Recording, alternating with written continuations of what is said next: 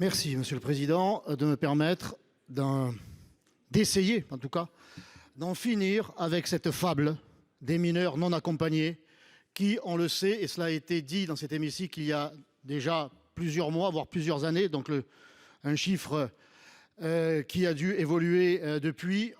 La réalité, c'est que 70% au moins de ces mineurs non accompagnés sont des majeurs très accompagnés, voire accompagnés en tout.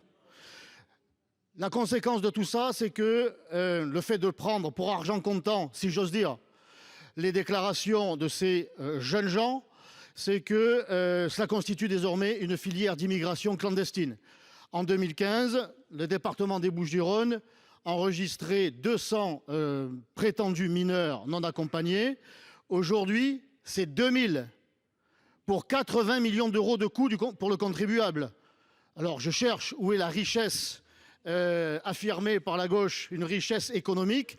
C'est un coût, c'est 2 milliards d'euros par an, puisqu'il y a 40 000 prétendus mineurs très accompagnés à 50 000 euros par mineur.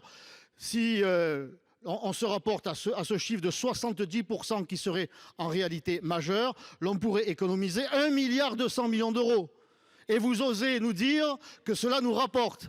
Donc moi je crois, et je suis même persuadé, qu'il va bien falloir prendre la mesure nécessaire pour combattre cette filière d'immigration clandestine, en obligeant ces jeunes à accepter le test osseux qui n'est ni douloureux ni intrusif et qui nous permettra de savoir si oui ou non ils sont majeurs, s'ils sont mineurs. Et s'ils sont mineurs, eh bien, ils seront traités sur un temps plus ou moins court, je l'espère, par les départements. Et s'ils sont majeurs, eh bien, ils doivent être expulsés. C'est ça la réalité de ces prétendus mineurs non accompagnés. Merci.